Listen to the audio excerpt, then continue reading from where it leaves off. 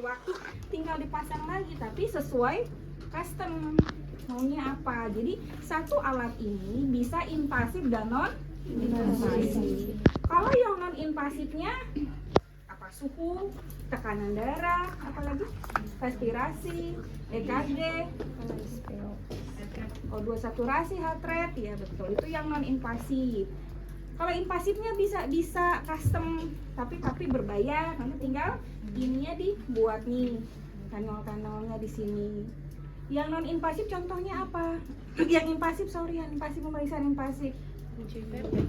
CPP. Jadi CPP itu tim CPP mana? Kemarin yang tim CPP mana? Tim CPP yang udah belajar? Mana tim CPP yang udah presentasi? Tunjuk tangan tim CPP yang mana presentasi? Siapa? Ayo, tim CPP kan udah presentasi kan tentang siapa menyajikan CPP. Ayo. Berarti yang bisa yang baca aja. Karena itu nanti ujian pertanyaan salah satunya CPP itu apa sih? Pengukuran CPP itu dengan cara apa sih? Secara manual dan transducer. Siapa lagi tim CPP? Ya, mana tim CPP? Dengan manometer. Ya, manometer. Dengan manometer itu untuk mencari titik nol. Tapi pengukurannya bisa dengan transducer. Transducer dengan cara monitor dan dengan cara manual. Manual tuh konvensional. Kalau yang sekarang di ICU harus sudah pakai yang terbaru, pakai transducer. Kalau di ruangan baru secara manual atau konvensional. Nah, tujuannya CPP apa?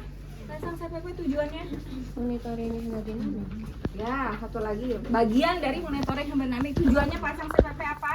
Untuk mengetahui cairan Untuk mengetahui kekurangan atau kelebihan cairan. Lagi? Salah satunya untuk memberikan cairan dalam jumlah besar. Misalnya ayo 5.000 dalam 24 jam. Keburu nggak sih mau pasang berapa len kalau dengan intravenal len?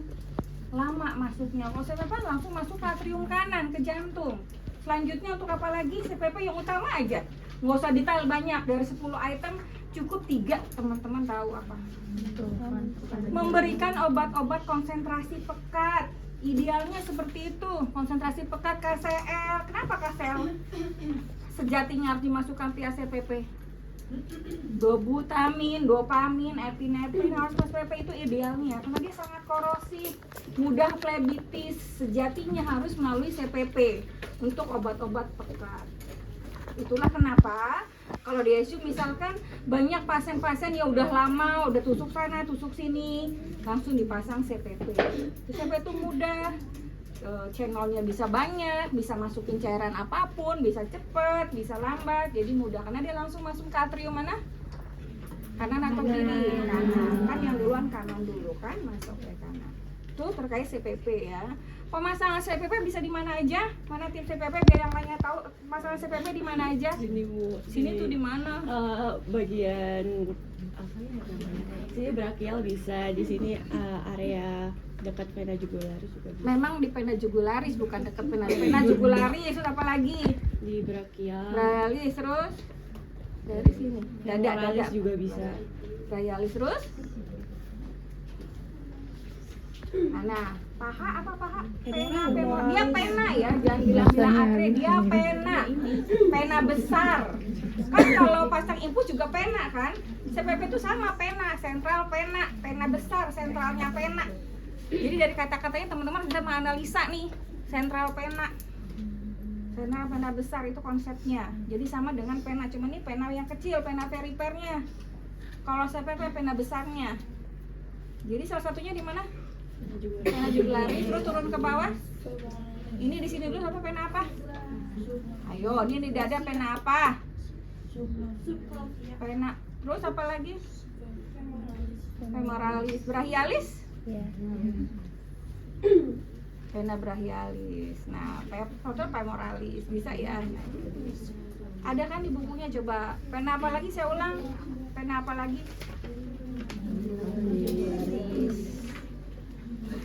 Mulai dari atas.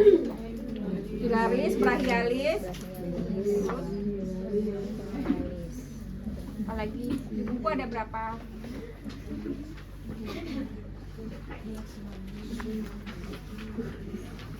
ya pemasangannya. Jadi jangan terkecoh kok apa CPP ada di sini. Oh di sini ya, paling sering ada di mana?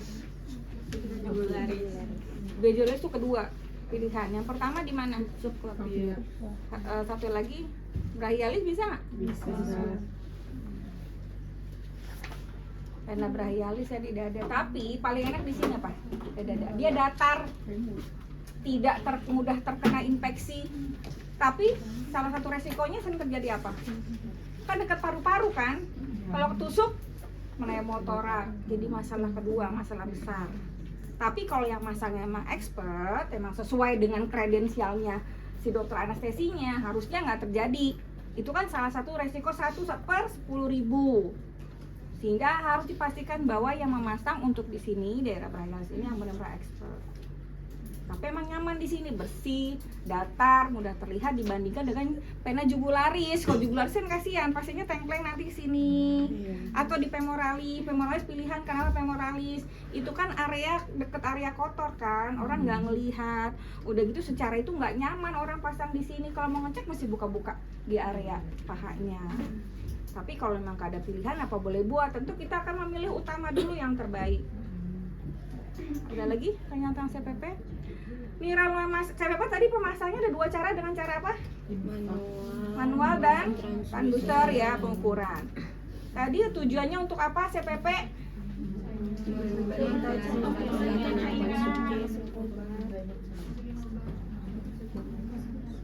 Salah satu bagian hemodinamika. Kedua untuk mengetahui cairannya kurang atau lebih atau normal, memasukkan obat-obat pekat atau obat-obat dalam jumlah cairan dalam jumlah besar. Itu salah satunya, itu aja sebenarnya banyak ya. Itu normal CPP berapa? CPP ada dua. Tadi CPP dengan transducer dan CPP dengan konvensional ya, pengukuran manual. Berarti satuannya beda. Kalau yang dengan konvensional tuh yang dengan manometer satuannya berapa nilainya? Apa nama satuannya? CNH 2 cm, H2O cm air. Karena kan sentimeter kan ukurannya dari air kan, nanti ada selang air. Jadi jangan terbalik. Kita logikanya gini, kadang-kadang lupa nih, kita pakai analisa. Harus pakai analisa, peraturan critical thinkingnya harus jalan. Kalau nggak kita nanti nggak bisa berkembang. Kita ngukurnya pakai sentimeter yang ada airnya itu, berarti namanya sentimeter H2O. H2 itu air kan, jadi penggaris air. Kalau menggunakan transducer, satuannya apa? mmHg. Jadi jangan kebalik ya, mmHg itu kita nggak usah, kalau mmHg tuh kita nggak usah ngukur lagi, tapi langsung aja tinggal ngukur titik nolnya, zeroingnya, tinggal lihat di situ ada terus terpantau. Sama dengan permasangan arterilen. Saya review, arterilen itu masangnya infus tapi ke arteri. Arteri di sini yang mana bedanya pena? Ada yang berdenyut di sini? Nah, itu arteri. Jadi tusuk arteri sini disambungkan ke sini.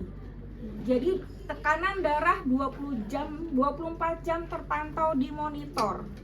Dan kalau kita misalnya mau ngambil analisa gas darah atau periksa darah, nggak perlu nusuk-nusuk lagi, ambil aja dari sini.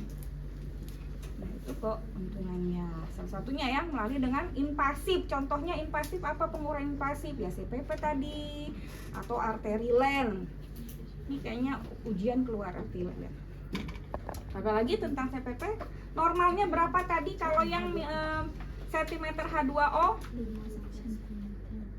Yang lainnya berapa nih? 5 cm. Kalau memang misalkan, oh bu saya referensinya ini beda-beda sedikit, nggak apa-apa. Yang penting teman-teman tahu nih, tiap buku kan ada referensi tapi bedanya nggak jauh, paling sudah 1-2. Jadi kalau manual berapa CPP manual sentimeter H2O berapa normalnya? Kalau yang milimeter Hg, sentimeter Hg? Nah, oke. Berarti ini ya teman-teman yang belum boleh direview, karena pada saat ujian nggak ada review. Ruginya kalau teman-teman nggak belajar ujian, nilainya berkurangnya 2. Nilai ujian pada saat itu bukan berharap bahwa oh nanti remedial selesai, enggak, tetapi ada suatu notis lagi dari dosennya. Kenapa anak ini nggak bisa? Jadi rugi 2 kali kan, teman-teman. Jadi kan belajar itu bisa dari YouTube, bisa dari apa, dari banyak sekali pembelajaran penjara, apalagi dunia sekarang maju, teknologi maju. Nah itu terkait dari CPP nih ya. Oke. CPP pengukuran kita kan akan belajar tentang pengukuran secara konvensional atau manual. Tadi satuannya apa kalau manual? H2O. Senti ya, ingat karena garisnya H2O jangan kebalik. Berapa nilai normalnya? 5-10. Oke. Pertama ya tahapannya adalah nih, tetap selama introduction itu semua sama. Selamat pagi. Perkenalkan, nama saya Suster Nunung, saya yang merawat Bapak dari jam 8 sampai jam 2. Sesuai standar keselamatan pasien, tolong sebutkan nama Bapak dan tanggal lahir. Kita secara ini mendengarkan dan sambil pegang tangannya mencocokkan nih secara visual dengan gelang. Jangan hanya ngedengerin tapi kita secara visual nggak lihat. Kita kan masih mencocokkan dengan adanya gelang pasien. Itu wajib. Lalu sebutkan tujuannya, Pak, saya akan mengukur cairan Bapak. Nggak lama, cuma 5 menit dan tidak ada rasa sakit. Bapak mohon jangan banyak bergerak. Jangan lupa tutup privasinya, walaupun mungkin di SPO-nya nggak ada semua yang SPO di sana, tapi semua pasien butuh privasi. Nah, pada saat misalkan nanti kan kalau ujian itu ada soal nih, bisa dipasang di tirai, digordeng atau ditempel di sini. Orang gugup boleh, stres boleh, tapi pelajari kasusnya. Nanti kan pinyet kan, kasusnya misalnya yang diminta apa? Contohnya ada pasien diare 2 hari lemes misalkan.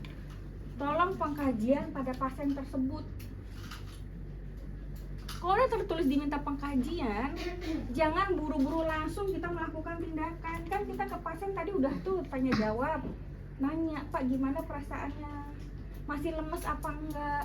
Diarenya masih apa enggak? Masih berapa kali? Warnanya apa? Masih mual apa enggak? Bisa makan enggak hari ini? Tuh masuk pengkajian. Dan kita seolah-olah sudah melakukan pengukuran vital sign misalnya. Ini kecuali yang hemodinamik ya, hemodinamik kan mengukur. Cek CRT-nya. CRT normalnya berapa? Berapa? Kurang dari 2 detik. Ngukur CRT masih datar ya, sama ukur jantung, jangan tinggi-tinggi kan melawan gravitasi, nanti turun sejajar jantung. Cek CRT-nya bagus, Pak. Tadi suhu Bapak juga bagus. Jadi kita improvisasi itu kalau ujian, kalau memang di situ tertera pengkajian. Jadi jangan buru-buru plak belum dibaca udah bingung mau ngapain, karena belajar apa? Saya belajar dari pengamatan yang sebelumnya. Kadang-kadang kalau gipannya kita kasih kode pun nggak ngerti-ngerti gitu. Sayangnya yang ujinya dikasih kodenya juga gregetan. Kok dikasih kode nggak ngerti-ngerti gitu. Karena bukan masalah ini selesai di remedial nggak selesai gitu. Jadi penilaiannya 2 kalau ujian itu kan sayang. Teman-teman. Nah, nanti misalkan baca dulu tuh pengkajian, kan pengkajian bisa improvisasi sesuai dengan kasusnya. Misalkan kasusnya sesek, tanya Bapak masih sesek nggak? Seseknya sesek kali apa enggak? Gitu. Malam bisa tidur apa enggak? Gitu. Tadi saya tensinya sekian. Ini suhunya bagus. Atau ini tadi CRT-nya bagus, gitu ya. Jadi ada improvisasi ke pasien. Nah tadi yang introduction yang pertama saya tidak akan membahas lagi, sesuai SPOJ dijalankan, SKP-nya dijalankan. Cuci tangannya masih ingat? Cuci tangan nggak boleh salah. Saya paling nggak bisa kalau cuci tangan salah saya langsung delete. Tolong dilihatkan cuci tangannya, itu kan standar banget gitu, dan itu setiap kali diujikan. Bukan jadi nanti kita kebiasaan, kita mau makan dimanapun kita begini-gini tuh gitu. Kebiasaan ya, maksudnya harus itu menjadi budaya kita, karena itu ada auditnya. Jangan salah cuci tangannya. Nah itu prinsip dari kita yang kemarin yang paling susah katanya itu sama monitoring hemodinamik. Yang ini CPP udah, sampai sini pengukuran CPP kita manual ya. Pertama, mengukur CPP, tadi introduction-nya udah semua ya, kita lewatin ya, selamat pagi itu nggak usah. Nanti teman-teman peer group-nya harus detail. Kalau yang kurang di sana nggak ada tutup privasi, tutup. Nah, prinsip pertama pada pemasangan CPP adalah satu nih, tahap 1. Nanti sebelum berapa? Isi, kita yakinkan kepatenan jalan infusnya. Kita yakin dulu nih infusnya lancar. Kan kita memasukkan cairan yang di luar ke dalam tubuh, itu tahap 1. Pastikan lancar alirannya, itu tahap 1. Tahap kedua, isi manometernya dengan infus. Ingat prinsip kita one way. Kalau kita mau nyebrang, yang lainnya mesti tutup kan, nggak boleh ada yang jalan kecuali itu. Masih ingat prinsip one way, satu jalur. Kalau kita mau nyebrang, yang lainnya tutup. Ini juga sama. Tahap pertama, kita yakinkan dulu impulsnya lancar. Jadi yang lainnya kalau ditutup kecuali impuls yang digantung masuk ke tubuh. Nanti kita praktek. Yang kedua, isi manometernya. Berarti yang dari impuls diisi ke manometer, yang ke tubuhnya tutup. Nggak boleh ada bukan one way. Kalau nggak habis darahnya ke atas. Tahap kedua. Tahap ketiga baru mengukur CPP. Alirkan air yang di manometer yang udah kita isi ke tubuh. Tuh prinsip ketiga. Sambil kita lihat nanti turunnya pelan-pelan. Baru sampai dia akan turun tuh pelan-pelan sampai nanti dia mentok ada 6, contohnya 5, 6, 5, 6. Nah dia nggak turun lagi, naik turun. Itulah yang disebut dengan undulasi. Itulah nilai yang sebenarnya. Setelah ketahuan nilainya, kunci yang ke arah luar, yang ke arah manometer. Jadi enggak keluar darah dari tubuh. Itu prinsip ya sebelum kita praktek. Tutup dah. Setelah itu, ya Bu udah selesai, angkanya sekian. Salam, cuci tangan, dokumentasi itu kan ada hal yang biasa. Itu intinya ya. Nah, itu satu nih untuk PPP. Yang selanjutnya tentang mengukur hemodinamik. Mengukur hemodinamik kemarin kalau nggak salah mansetnya ya ada. Ini mansetnya saya nggak tahu ada apa enggak.